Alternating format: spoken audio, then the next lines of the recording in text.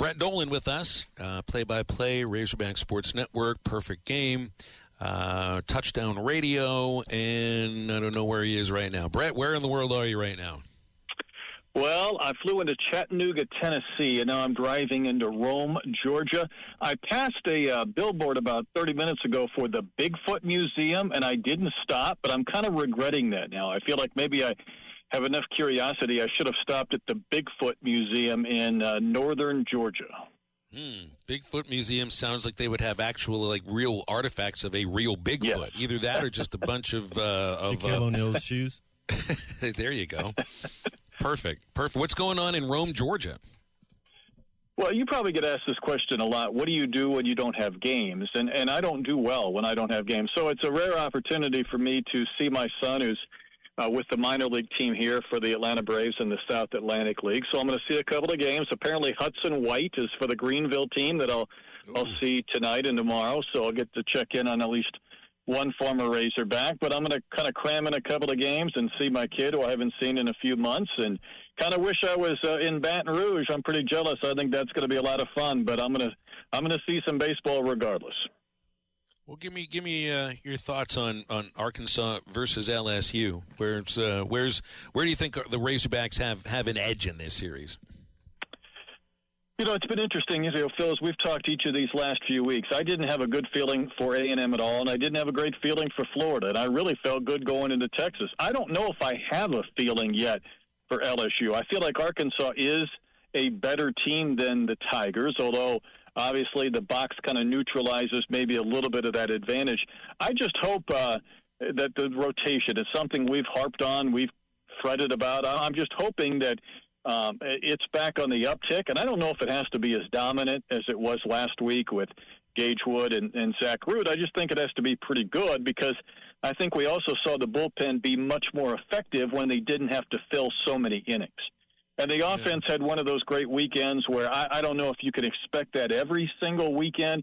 Obviously, there's a lot of guys performing well, but for me, it's still, the rotation and the back end of the bullpen, and I'm hoping that kind of holds true for the next couple of weeks, because I do think Arkansas is a little better than LSU. I think they're a little better than Tennessee, but it'd be nice to go and win a couple of series heading into Hoover and the regionals. It's always wondered, what does it take to get a team to be playing really well going into a postseason? And Dave will talk more about, we're worried about ourselves. Yeah, they scout the opponents and coach the players towards those scouting reports, but it's very much about looking inward. And so I wonder about, is it because you're playing teams that are better than the teams that you'll be playing in a regional. Like Texas is better than I think anybody that Arkansas would play in a regional. Same with LSU. Probably the same with Tennessee, even though they haven't had the kind of year I think that I expected. It's more, do you worry about the outcome of these games, or is it just about process and trying to keep, in each individual's mind that he's doing the things that he'll need to do once you get to postseason? No, it's a good question. I think process can lead to outcomes, too. And you're right. I mean, even just looking at the projections, though, and everybody's different. Some had Missouri State coming to Fayetteville as a 4. I don't want to see Missouri State as a 4, and Kansas maybe as a 3, and who knows what else. But obviously your point's a good one. Arkansas is going to be better than the teams that they're going to see in the regional, and they're going to be better than the teams they're playing now will be better than those that will probably come to Fayetteville, at least for the regional. I think sometimes when you talk about peaking, and maybe I'm in my own silo on this, but I do think sometimes it's about people stepping up and providing contributions that weren't in the mix a month ago or 2 months ago. And maybe it's because of injury.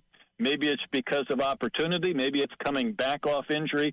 And sometimes I think the good programs are developing players even when we don't see them and even when they're not playing. And Reese Robinette might have been a great example of that. You're on your third second baseman with Kozel going back. You're on your third first baseman. You'd like to have Maxwell in the outfield. And obviously they've had to really kind of reconfigure some things. But given opportunities, different guys have stepped up. And to me, I think that's the most encouraging aspect, because if you get Maxwell back, or there's some other combinations of Parker Coyle this weekend, all of a sudden that should make Arkansas even better and more dangerous 2 or 3 weeks from now. I think a reason why they're more dangerous is because of Gage Wood. And my gosh, he looks like he could be just flat out dominant against a lot of teams. I mean, his package, his repertoire stands out with a fastball that's sitting at 97 that is really impossible for hitters to get on top of, and a breaking pitch that has been described by Matt Hobbs as a wipeout pitch, just like Hagen had last year. There's two things to think about with Gage Wood. One, there'd be teams drooling over him to use as a Friday pitcher right now, and the kid's making himself some money. Because I watch Gage Wood and I think, potential first-round pick with that stuff? Well, I think you and I are in agreement as far as Gage's importance for this team. I think if you're camped out in Omaha for a long duration, sucking down Learfield meal money and hotel points, it may be in part because of Gage Wood's importance on this team. And not only does it solidify the rotation, but, I wouldn't be stunned if he doesn't start a opening game of a series at some point, maybe in a super regional or down the road. I just think once he gets to that point where you kind of turn him loose to where he's 85-plus pitches and he's not on some type of pitch count, I think he could have monumental impacts on this team because of what we've talked about in recent weeks. In the past couple of years with Hagen Smith and going back further than that, Arkansas always had that one starter either on Thursday or Friday and Saturday you felt really good about, and then it was a matter of could you win one of the other two games. I think Gage gives them that chance, especially if you pair him with Gackle and say those two can finish off a game. You don't have to use Jimenez on a Saturday or game two. That gives Jimenez a chance to pitch and close the first game or the third game. I think it just lengthens everything. But, yeah, it's that high-spin fastball that he throws up in the zone that people can't hit and they can't lay off of that really has me excited. And he also brings a little bit of an edge. And he is a man of few words. He does not say much, but he has an intensity that I think is contagious when he's pitching well that carries over to the other members of the team. And obviously, I think it really fires up the crowd, too. He's the most intense guy on the team. Like, you can feel it if you're just standing next to him. I don't know if I've told this on the show. I'm waiting for Bags. I think we came back from Georgia, and he'd thrown his last bullpen before they gave him the thumbs up to be on the active roster. And I'm standing next to him as we're waiting for the bags to come down the conveyor belt from the airplane. And I say, so how'd your bullpen go? And the look on his face, he was ready to pitch at that very minute. There is nobody as intense as Gage Wood on this team. And you wonder how somebody can burn that brightly, but he really seems to be able to hold it. That's kind of funny because I watched his post-game press conference in person last week after Texas. And he's a man of few words. And, he had some 4 or 5 word answers to questions. It was a little bit like Kevin Kopps where he was thinking and almost processing before he answered. And someone said to him, what were you saying when you came down off the mound with that strut? And you had some words, but what were you saying? And he thought about it forever, and he said, all day. I'm coming at you all day. And, you could sense that with Gage, too. And I'm like, yeah, as a hitter, you're facing that, and you're thinking, my goodness, when is he going to get out of the game? Because I'm tired of facing it. Softball right now is in the 4th inning with Tennessee.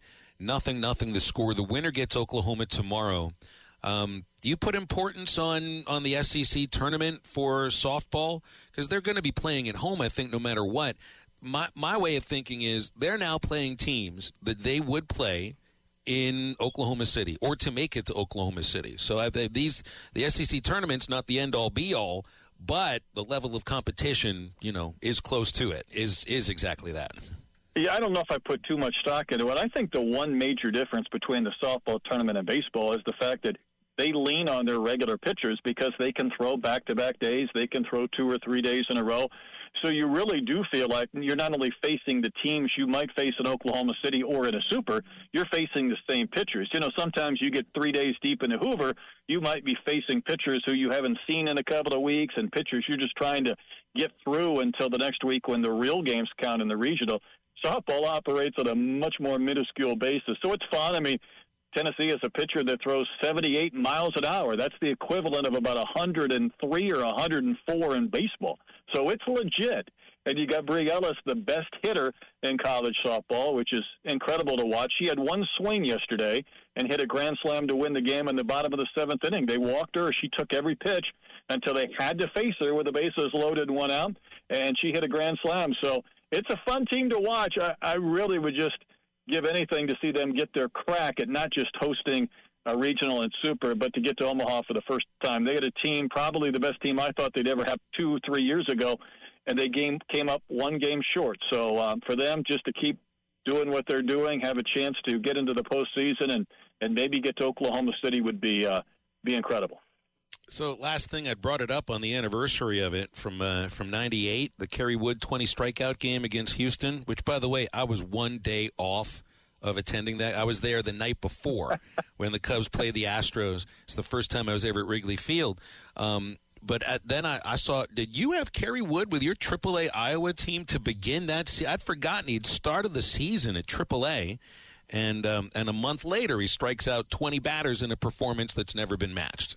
Yeah, he was our opening day starter, and I think he went up against Chris Benson from the Pirates or the Rays. He would have pitched it. Yep, Pirates. He pitched the day after Kerry Wood. So we had Kerry for opening day, and I don't know if he was there much more than that. I went to see him at Wrigley against Montreal. Maybe that was his first win. I forget how that lined up, but it was just a few weeks after he was starting with us on opening day. He had what some say was the best pitch game, even though it wasn't a no-hitter. And my Astro people yell at me every time I bring it up, but I was with him at that point and was wishing I was there. Had you been there, though, Phil, had you caught that on the right day, it would have been a game to remember. While it wasn't a perfect game or a no-hitter, some say just the dominance was the best. And It's hard to believe it's been that long, 27 years ago when that took place.